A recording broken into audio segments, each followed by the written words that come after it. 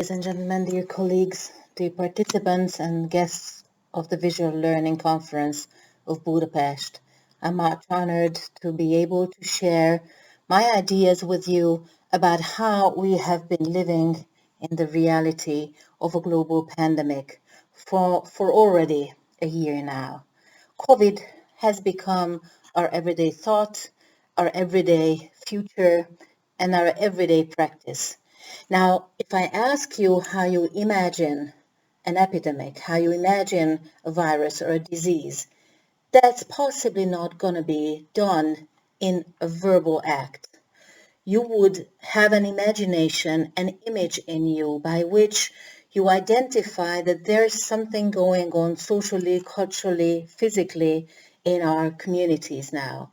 And this image that you would recall can be either the mask or the hospitalized environments that we are kind of exposed to when we are watching news programs these days.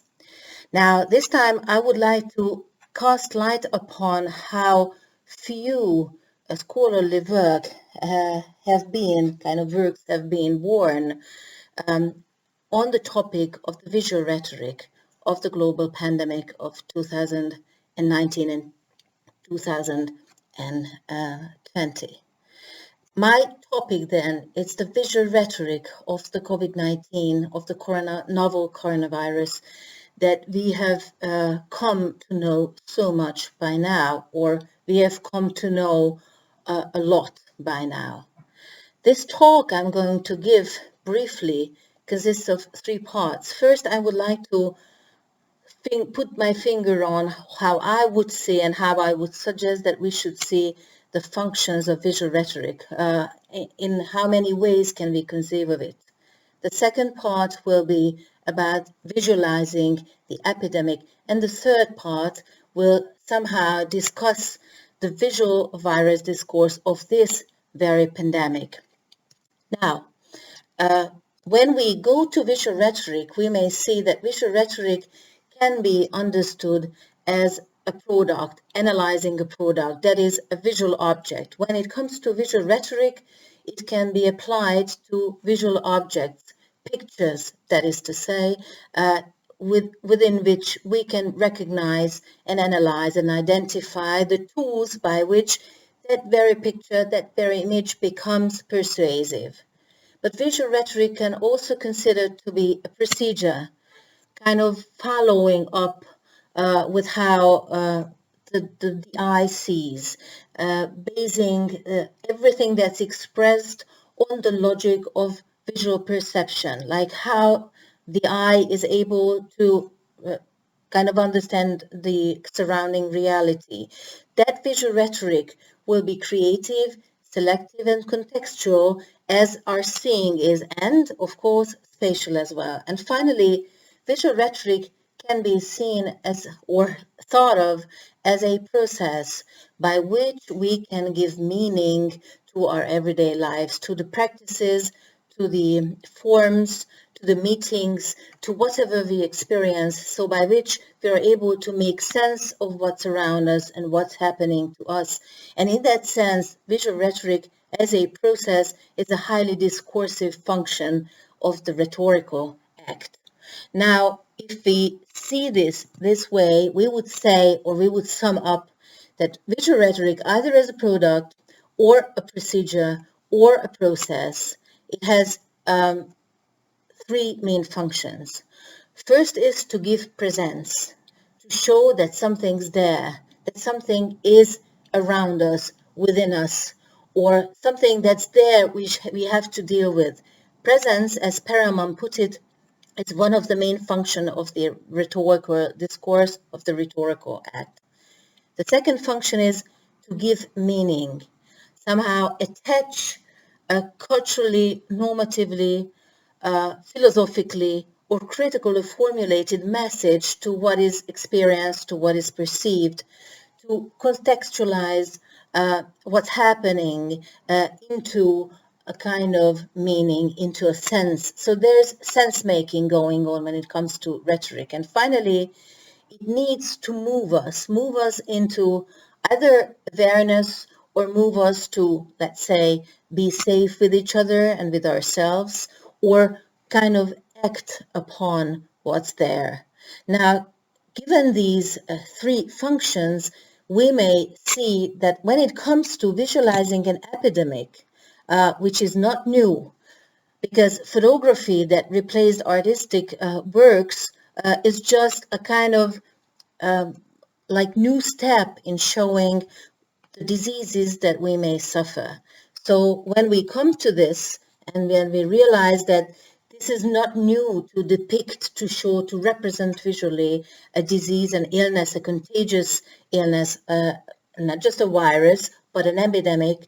So when it comes to this question, we shall see that rhetorical tools and devices have been used to both produce aesthetic and augmentative effects and also serve these functions.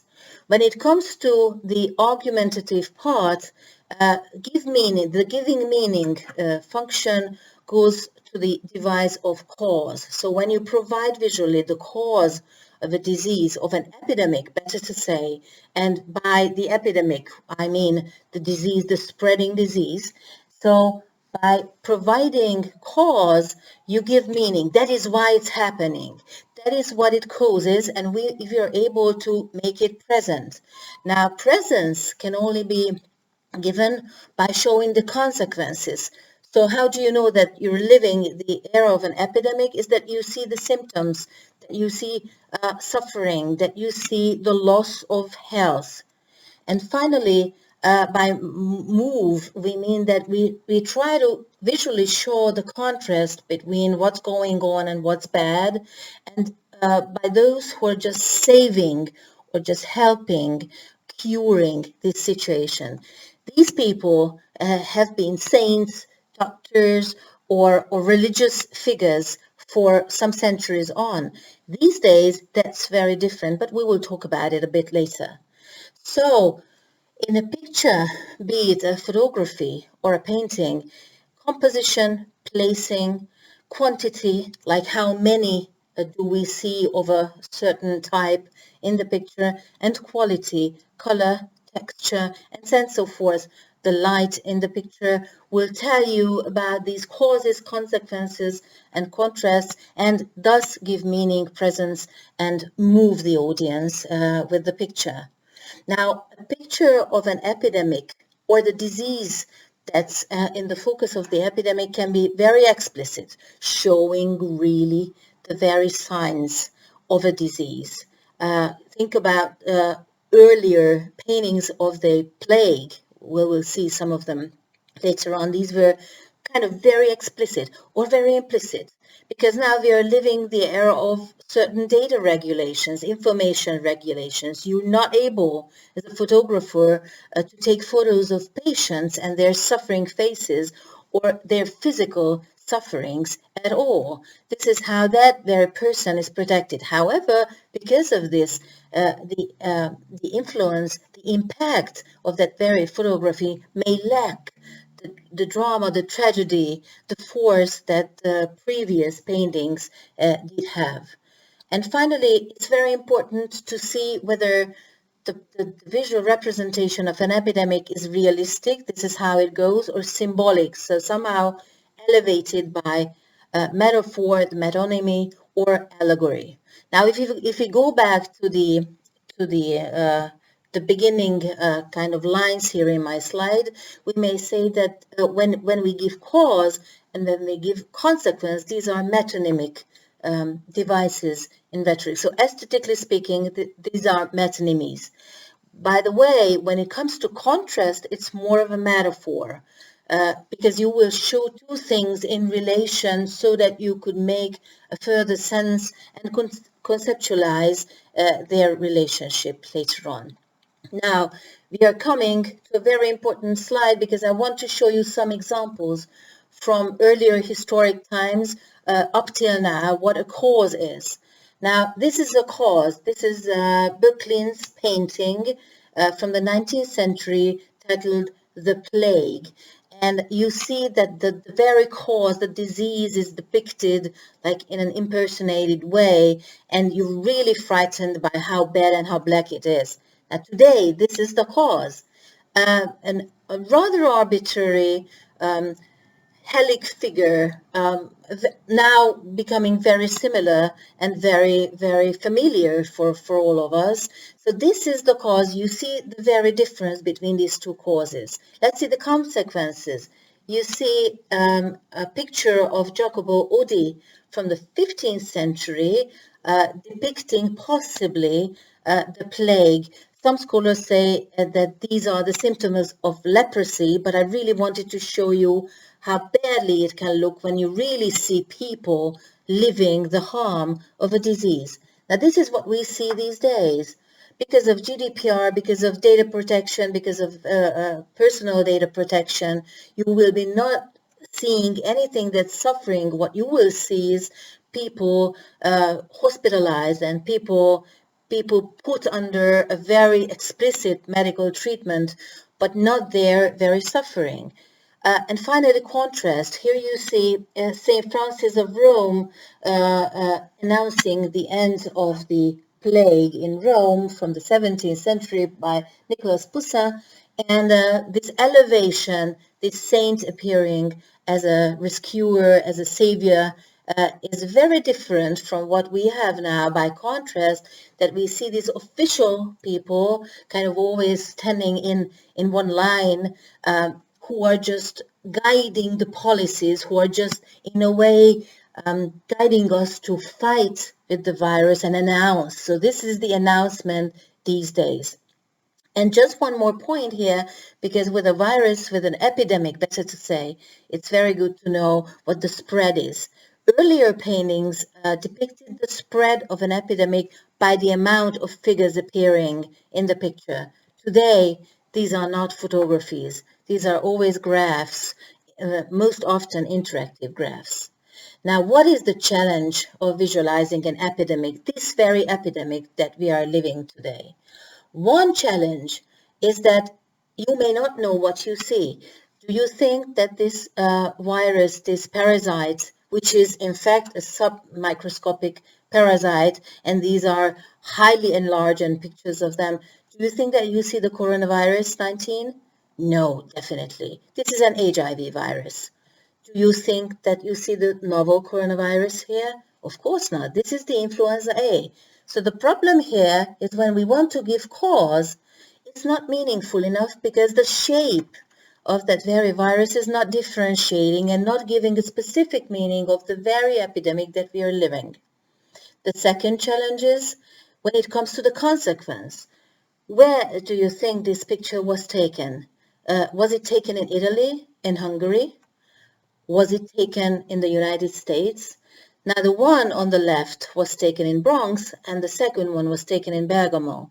Again, the problem with the consequence is that because of the sensitivity, and I'm saying it without any irony, with a PC of picturing an epidemic, the political correctness, a very logical and very welcome political correctness of pictures, we may not see what this suffering may mean. So there is no real presence.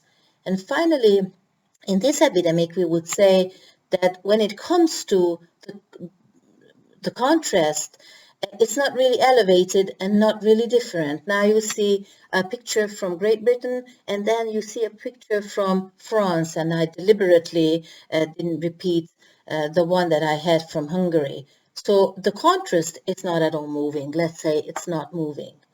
So even though visualization of something that's dangerous that may be used to warn us can be very useful when it comes to the safety measures, this time I think we may lack a deeper interest in how we should or how we could depict an epidemic.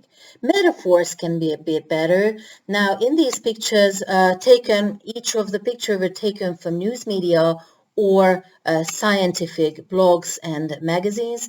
So these depict the global nature of this very epidemic. Metaphors may be more moving, but these are more telling than moving. When it comes to the fight, It's again very interesting how large, how amplified we see the virus. But when it comes to the fight, it's getting more dynamic and more moving.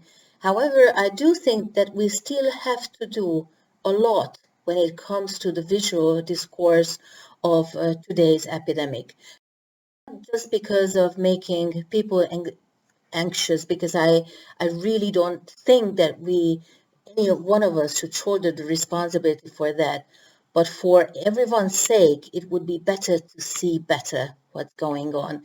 And that was visual rhetoric can help us in. Thank you for your attention.